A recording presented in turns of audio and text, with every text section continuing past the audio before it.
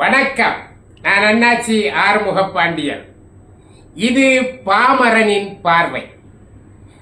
அருமை நண்பர்களே, 4-5 நாட்களாக தமிழ்நாட்டின் ஹீரோவாக வலம் வந்த திருமாவளவன் அவர்கள் நேற்றிலிருந்து சீரோவாக ஆகிவிட்டார் என்று அரசியல் விமர்சகர்கள் சொல்லிக் கொண்டிருக்கின்றார்கள். உன்னை பார்த்து இந்த உலகம் சிரிக்கிறது, உன் செயலை பார்த்து உன் நிழலும் சிரிக்கிறது என்பதை போல இன்றைக்கு திருமாவளவன் அவர்களை அவர்களுடைய கட்சியில் இருப்பவர்கள் கூட விமர்சிக்கின்றார்கள் என்று விமர்சகர்கள் சொல்லிக் கொண்டிருக்கின்றார்கள். ஏன் இப்படி என்று யோசித்து பார்த்தால், அரசியலிலே நன்றாக கைதேர்ந்த அரசியல்வாதியாக திருமாவளவன் ஆகிவிட்டார் என்றுதான் நாம் நம்ப வேண்டியது இருக்கிறது. காரணம், ஒரு செய்தியை பரபரப்பாக்கிவிட்டு அதில் உண்மையோ பொய்யோ, அது நன்மை தருமோ தீமை தருமோ என்பதெல்லாம் கணக்கல்ல. இன்றைக்கு மக்களிடத்திலே அந்த செய்தி போய் சேர வேண்டும். நாம் ஒரு மாநாடு நடத்த வேண்டும், நம்முடைய கட்சியினுடைய பலத்தை காட்ட வேண்டும். அப்படி பலத்தை காட்ட வேண்டும் என்றால் விளம்பரம் வேண்டும். ஆகவே காசு இல்லாமல் விளம்பரம் செய்ய வேண்டும் என்று சொன்னால் எதை செய்வது என்று யோசித்த திருமாவளவன் அவர்கள் எடப்பாடியை அழைப்போம் என்று ஒரு வரியிலே சொல்லிவிட்டார். எடப்பாடியை அழைத்தால் என்ன, யாரை அழைத்தால் என்ன என்று யாரும் கவலைப்படவில்லை, கவலைப்படாமல் இருக்க முடியவில்லை. அதை திராவிட முன்னேற்ற கழக தொண்டர்கள் எல்லாம் தீயாக எடுத்து திருமாவளவை திட்டி தீர்த்து விட்டார்கள். கருப்பன் குசும்புக்காரன் என்று கூட நிறைய பேர்கள் சொல்லிவிட்டார்கள். அந்த அளவிற்கு அந்த அரசியல் செய்தி பரபரப்பாக பேசப்பட்டு, அந்த மாநாடு பிரச்சனை என்பதை விட அது அரசியலில் மாற்று அணிக்கு வித்திடுகிறார் என்கின்ற செய்தியோடு அது வலம் வந்தது. ஒரு கட்டத்தில் அவரே சொல்லக்கூடிய சூழ்நிலை வந்துவிட்டது.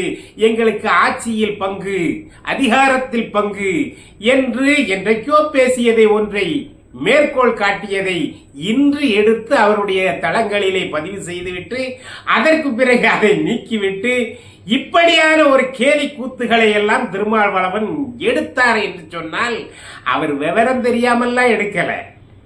இப்படியெல்லாம் செய்தால்தான் பரபரப்பாகும், செய்திகள் பரபரப்பாகும். ஒன்றுமே நடக்கப் போவதில்லை. முதல்வர் அவர்கள் வெளிநாட்டில் இருந்து வந்தவுடனேயே இவர் சென்று அழைப்பதாக இவர் சென்று பார்த்ததாக செய்திகள் இல்லை. அவர் அழைத்திருக்கின்றார். அழைத்தது மட்டுமல்ல, தனியாகத்தானே பேச வேண்டும். அங்க பக்கத்தில் பரிவார படைகளோடு அந்த மந்திரி எல்லாம் அப்படியே நிற்கிறாங்க. இது ஒரு பூனை மாதிரி, இது ஒரு பெரிய சிங்கம் மாதிரி போய்கிட்டு இருக்காரு. இவர் விடுதலை சிறுத்தை மாதிரி போறாரு. சுத்தி நிற்கிறவெல்லாம் பார்த்துக்கிட்டு இருக்கான். ஏதோ ஒரு பெரிய வில்லங்கம் அடிக்கிறது போல அந்த மந்திரிகளை எல்லாம் பார்த்து கொண்டிருக்கின்றார்கள். அப்போது முதல்வரிடத்துல என்ன பேச முடியும்? ஒன்றுமே. தனியாக இருந்தால் இப்படி இப்படி பிரச்சனைகள் இருக்கிறது என்று சொல்லுவாங்க. 10 பேர் மத்தியில் எப்படி பேச முடியும்? இன்றைக்கு உள்ள காலங்களில் அது சாத்தியப்படுமா? போனாரு, சால்வையை போட்டாரு, போட்ட உடனேயே ஒரு குண்டை தூக்கி போட்டு விட்டார் ஸ்டாலின் அவர்கள் என்று செய்திகள் வருகின்றன. திருமாவளவன் அவர்கள் மாநாட்டுக்கு அழைக்கவில்லை. எது? திமுகவை 75 ஆண்டு காலம் ஆகுகின்ற ஒரு பவள விழா கொண்டாடுகின்ற ஒரு கட்சியை முறைப்படி லெட்டர் படியில் எழுதி எங்களுடைய மாநாட்டிற்கு நீங்கள் வருகை தர வேண்டும் என்று திருமா அழைக்கவில்லை. அவர் ஒரு நேர்மையானவராக இருக்கிறார். அந்த இடத்திலே போனாரு. நீங்க வெளிநாட்டுக்கு போயிட்டு வந்திருக்கீங்க, வணக்கம், அழைத்து தான் போனார். போனாலும் கூட முதல்வர் அழைக்கும் போது போகாமல் இருக்க முடியுமா? ஆகவே அவர் போனாரு, சால்வையை போட்டாரு, நல்லா திருப்தியாக இருந்தால் பயணம் என்று கேட்டு விட்டு வந்தாச்சு. அப்படி வருகின்ற சமயத்திலே முதல்வர் ஸ்டாலின் அவர்கள், நீங்கள் நடத்துகின்ற மாநாட்டிலே எங்க ஆளு 2 பேரும் வருவாங்க. எதுக்கு? நாங்க தான் கூப்பிடவே இல்லையே, நீங்க ஏன் வரணும் அப்படின்னு கேட்க முடியுமா? கேட்க முடியாது. அப்போ சரி வாங்க. இது எப்படி இருக்கு? தமிழ்நாட்டை மக்கள் தேர்ந்தெடுத்து ஆளுகின்றார்கள். மக்கள் ஆட்சி, மக்கள் தேர்ந்தெடுத்த பிரதிநிதிகள் ஆளுகின்றார்கள். ஆனால் கவர்னர் ஒருவரை போட்டிருக்காங்களே, எதுக்கு? இந்த ஆட்சி ஏதாவது தவறு செய்கிறதா என்பதை உற்று கவனிப்பதற்காக கவர்னர், வேற ஒண்ணும் கிடையாது. மத்தியில் இருந்த கவர்னர் இந்த ஆட்சியை உற்று கவனித்துக் கொண்டு இருந்து அதுல என்ன தப்பு தவறு நடந்தா உடனே செய்தியை மத்திய அரசுக்கு அனுப்ப வேண்டியது. இவ்வளவுதான் கவர்னருடைய வேலை. அதை போல மாநாட்டுக்கு நீங்கள் அழைக்கவில்லை, ஆனால் எங்க ஆளு 2 பேரும் வருவாங்கன்னா இந்த கவர்னரை மாதிரி இந்த மாநாட்டில் என்னென்ன பேசுறாங்க, என்னென்ன தப்பு நடக்குது அல்லது தப்பே நடக்காமலே செய்வதற்கு இது ஒரு தந்திரமான வேலை. ஸ்டாலின் அவர்கள் வெற்றி பெற்றிருக்கின்றார். விடுதலைக்கு அதனால்தான் விடுதலை சிறுத்தைகளுடைய தலைவர் ஹீரோ ஆயிட்டார். இப்ப ஹீரோ ஸ்டாலின் ஆயிட்டார். இவ்வளவுதான். ஏன்னா அந்த மாநாட்டில் போய் யாரை எதிர்த்து நீங்கள் குரல் கொடுக்க நினைக்கின்றீர்களோ அவரே வந்து முன் சீட்ல உட்கார்ந்து இருந்தா பேசுறவன் எப்படி பேசுவான்? மதுவை ஒழிக்காத தமிழ்நாடு அரசே ஒழிக என்று சொல்ல முடியுமா அந்த மேடையில? அல்லது மதுவை ஒழிக்க வேண்டும் என்று சொல்ல முடியுமா? இதெல்லாம் ஒரு கேலி கூத்து இல்லையா? சார் நீங்க வர வேண்டாம்னு சொல்ல முடியாது, ஆனா இவர் போறாரு அப்படின்னு சொன்னா இப்ப ஸ்டாலினுக்கு வெற்றி. திருமாவளவன் அவர்களுடைய பற்கள் பிடுங்கப்பட்டு விட்டன. ஒருபோதும் அந்த மாநாட்டிலே வெகு வேகமான விமர்சனங்கள் வரவே வராது ஆளுங்கட்சிக்கு எதிராக. அந்த அளவிற்கு அங்கே கண்காணி போல கண்காணித்துக் கொண்டு இருப்பதற்கு தான் 2 பேர் போறாங்க. ஏன் கனிமொழி அக்காவை அனுப்பியிருக்கலாமே? அவங்க தானே நிறைய குடி போதைகளுக்கு எதிராக பேசியவர்கள், அவர்களை அனுப்பலையே. ஏன் முதல்வரே போக வேண்டியதானே? போயிட்டு அங்க போய் என்ன சொல்ல போறீங்க? ஒண்ணுமே சொல்ல வேண்டிய அவசியம் இல்லை. நீங்க ஆட்சிக்கு வந்த உடனே நாங்கள் படிப்படியாக மதுவை குறைப்போம் என்றது. இப்பவும் அந்த வார்த்தையை சொன்னதாக திருமாவளவன் வெளியே சொல்லிட்டாலையாரு. வேற ஒண்ணும் இல்லை. படிப்படியாக குறைப்பதற்கு ஒத்துக்கொண்டதே நமக்கு மாநாட்டுக்கு கிடைத்த வெற்றிதான். ஏன் இதைத்தான் 3 வருஷமா சொல்லிக்கிட்டு தானே இருக்கிறாங்க, படிப்படியாக குறைப்போம் என்று. இது ஒரு பெரிய வெற்றியா? வெளியே வர்றாரு சார் திருமாவளவன். வெளியே வந்த பிறகு செய்தியாளர் கேட்கின்ற கேள்விக்கு ஆட்சியில பங்கு, அதிகாரத்தில் பங்கு என்று வெளியே சொன்னிக்கிட்டு ராஞ்சிங்களே, உள்ள கேட்டீங்களா கேட்டதுக்கு அதை பற்றி அங்க கேட்கல. நாங்க பாத்தீங்களா அரசியல் இதை பற்றி 3 நாளா தொண்டை வலி எடுக்கிற அளவுக்கு பேசிய விமர்சகர்கள்லாம் அப்படியே மடங்கி போனாங்களே. 3 நாளாக பேசிய ஒரு வார்த்தையை ஒரே வார்த்தையில முடிச்சுட்டார. நாங்க அதை பற்றி பேசவே இல்லை. அப்போ உள்ள பேச மாட்டார் திருமாவளவன், எங்கே கேட்க வேண்டுமோ அங்கே கேட்க மாட்டார் திருமாவளவன். வெளியே செய்தியாளருக்கு தீனி போட்டுக்கிட்டே இருப்பார். ஆட்சியிலே பங்கு, அதிகாரத்திலே பங்கு என்று நாங்கள் பேசினோமே, அதை பற்றி நீங்க ஏதாவது தப்பா நினைச்சுக்கிறாங்கன்னு சொல்ல முடியுமா? அங்க ஏற்கனவே 10-20 பேர் இருக்காங்க, சொல்லவும் முடியாது.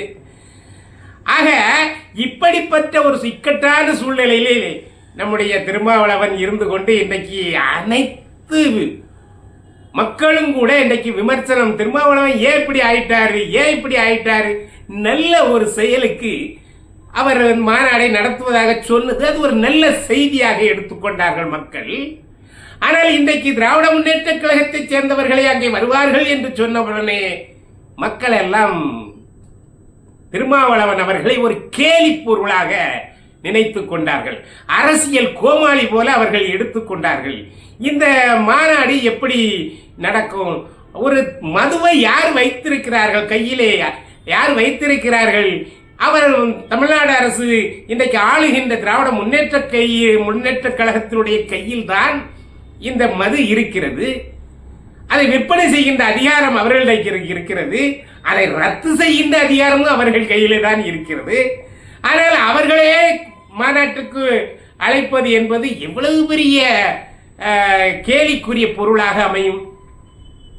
உடனே திருமாவளவன் ஏதாவது சொன்னா இது அந்த நோக்கத்தில் சொல்லப்பட்டதல்ல, இது இந்த நோக்கத்தில் சொல்லப்பட்டதில்லை, இதனுடைய உண்மையான அர்த்தம் இதுதான் என்று சொல்வார். பார்த்துருக்கீங்களா? நிறைய அவருடைய பேச்சு நீங்கள் உற்று கவனித்துக் கொண்டால் நான் அதை அந்த நோக்கத்தில் சொல்லவில்லை, இதை இந்த நோக்கத்தில் சொல்லவில்லை, இதுதான் உண்மையான நோக்கம் என்று சொல்வார். நாங்கள் முதல்வரை சந்தித்த போது நாங்கள் ஒரு கோரிக்கையை வைத்தோம். தேசிய மதுவிலக்கு கொள்கை ஒன்றை வகுக்க வேண்டும், அதற்கு நீங்கள் அழுத்தம் கொடுக்க வேண்டும் என்று நாங்கள் சொல்லிவிட்டு வந்திருக்கிறோம். ஏன் நீங்க சொல்லலன்னு அவங்களுக்கு தெரியாதா என்ன? ஒரு 75 ஆண்டு காலமான ஒரு கட்சிக்கு அந்த அனுபவம் என்ன இல்லாமல் இருக்கும்? அப்ப இந்த செய்தியை எப்படி மாற்றுகிறார் பார்த்தீர்களா? திருமாவளவன் இன்றைக்கு ஒரு கேலிக்குரிய பொருளாக ஆகிவிட்டார்.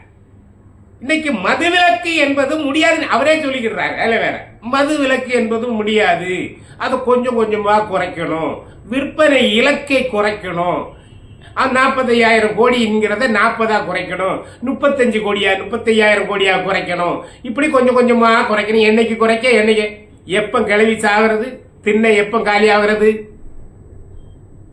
இதெல்லாம் கேள்வி தானே. அதாவது மதுவிலக்கு ஒரே கையெழுத்தில் முடிந்துவிடும், தடை என்பது ஒரே கையெழுத்து தான், 1 நிமிடம் தான் ஆகும். ஆனா இதை படிப்படியா குறைக்கணும்னா நீங்க வாழ்நாள் பூரா இதே பேசி பேசி மக்களை மடைமாற்றம் செய்வதற்கான நாடகம் தான் இது.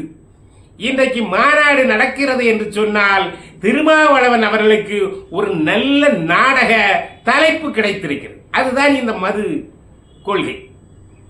தமிழ்நாட்டிலே மதுவிலக்கு வேண்டும் என்கின்ற நாடகத்திற்கு தலைமை ஹீரோ எல்லாமே அவர்தான். ஆமா, காமெடியன் எல்லாமே அவர்தான். ஏன்னா நேற்று பேசினதை இன்று மறுப்பார், இன்று பேசினதை நாளை மறுப்பார்.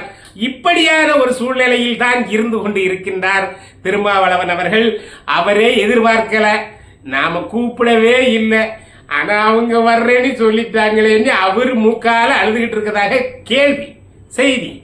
ஏன்னா அவரே சொல்லிட்டார், நாங்க லெட்டர் பேட்ல எழுதி நீங்க வரணும்னு கேட்கவே இல்லை, அவங்களா வாரேன்னு சொன்னது எங்களுக்கு வெற்றி. என்ன பேச்சு பார்த்தீங்களா? எவ்வளவு அழகா திருமாவளவன் அவர்கள் பேசுகின்றார்கள். நல்ல பேச்சாளர் ஆகிவிட்டார். அவருக்கு கணிப்பு வேறு மாதிரியாக இருக்கிறது. கருப்பு கருப்பு தானே, உடைந்த பானை பானை உடைந்தது தானே, நிச்சயமாக ஒட்டெல்லாம் வைக்க முடியாது. தற்காலிக ஒரு நிவாரணத்துக்கே முதல்வர் அவர்கள் முடிவு கட்டியிருக்கின்றார்கள். அதாவது தற்காலிகமாக திருமாவளவன் அவர்களை அமுக்கி வைக்க வேண்டும் என்பதற்காக நாங்கள் 2 பேரை அனுப்புறோம், மற்றபடி எல்லாம் பார்த்துக்கலாம் என்று சொல்லி அமைக்கிறாருங்க. அதனால திருமாவளவன் அவர்களுக்கு அவர் சொல்லிட்டு இருக்கிறார், அவங்க வாரேன்னு சொன்னது எங்களுக்கு வெற்றி என்று. ஆனால் திமுக சொல்கிறது எங்களுக்குத்தான் வெற்றி, நாங்க அவருடைய 2 கடவா பல்ல பிடிங்கிட்டோம், மீதி 4 பல்லையும் ஒன்னு ஒன்னா பிடிங்கிருவோம் என்று சொல்கின்ற போல அந்த செய்தி இருக்கிறதே தவிர இதுல மிகப்பெரிய சூது இருக்கிறது. ஸ்டாலின் அவர்கள் திருமாவளவன் அவர்களை அழைத்து நாங்க வாரேன்னு சொன்னதுல ஏராளமான யூகங்களுக்கு அது வழிவகுக்கிறது. ஆகவே திருமாவளவன் அவர்கள் போடுகின்ற இந்த நாடகம் அவரை பலப்படுத்தி காட்டுவதற்கு, அவர் கூட்டத்தை கூட்டி காட்டுவதற்கு, அவர் அடுத்த வருகின்ற தேர்தலில் அதிக சீட்டுகளை கேட்பதற்கு, அவர் அரசியலில் அடுத்த கட்டத்திற்கு நகர்வதற்கு இந்த மாநாடு பயன்படுமே தவிர தமிழக மக்களுக்கு ஒரு துளி அளவும் கூட இது பலன் தராது. அது பலன் தரக்கூடிய வாய்ப்பே இல்லை என்று இன்றைக்கு அரசியல் அரசியல் விமர்சகர்கள் எல்லாம் விலாவாரியாக கிளி கிளி என்று கிழித்துக் கொண்டிருக்கிறார்கள். ஆகவே தான் உன்னை பார்த்து இந்த உலகம் சிரிக்கிறது. ஏன் தமிழ்நாட்டிலே மதுவை ரத்து செய்யுங்கள் என்று சொல்வதை விட்டுவிட்டு தேசிய அளவில் அது போன்ற ஒரு வியாக்கியானம் சொல்வார் பாருங்க, நல்ல வியாக்கியானம் சொல்வார். அவங்க புரியாதவங்க. நான் சொல்றது தேசிய அளவிலே கேட்பது என்பது ஒரு நேர்மையான கொள்கை. அதுக்கு ஒரு வியாக்கியானம் ரொம்ப விவரமா சொல்லுவார். ரொம்ப விவரமா நாலு திருமாவளவன் அவர்கள் இருக்குமே அத்தனை பேரும் முட்டாள். எங்க தமிழ்நாட்டிலே குடியை நிறுத்துங்கள் என்று சொன்னால் தேசிய அளவுக்கு ஏன் போறீங்கன்னு கேட்டா அதுக்கு ஒரு வியாக்கியானம். இப்படியெல்லாம் பேசுகின்ற திருமாவளவன் அவர்களுக்கு இது ஒரு நல்ல பப்ளிசிட்டி கிடைச்சிருக்கு. எல்லா விமர்சகர்களும் எல்லா ஊடகங்களும் இன்றைக்கு திருமாவளவன் அவர்களை பற்றியே பேசுகின்ற லாபத்தை திருமாவளவன் அடைந்திருக்கிறார். வேறு எந்த லாபமும் மக்களுக்கு கிடையாது. அவர் சார்ந்த அந்த கட்சியை சார்ந்த மக்களுக்கோ அல்லது அவர் ஒடுக்கப்பட்ட தாழ்த்தப்பட்ட என்று சொல்லக்கூடிய மக்களுக்கோ நிச்சயமாக ஒரு நயா பைசாவுக்கு கூட இந்த மாநாடு பலன் தராது தராது தராது. ஆகவேதான் உன் செயலை பார்த்து உன் நிழலும் சிரிக்கிறது என்று அவருடைய கட்சியே இன்றைக்கு அவரை விமர்சிக்கின்ற அளவிற்கு சென்றிருக்கிறது என்பதை விமர்சகர்கள் விமர்சித்துக் கொண்டிருக்கின்றார்கள். நன்றி, மீண்டும் சந்திப்போம்.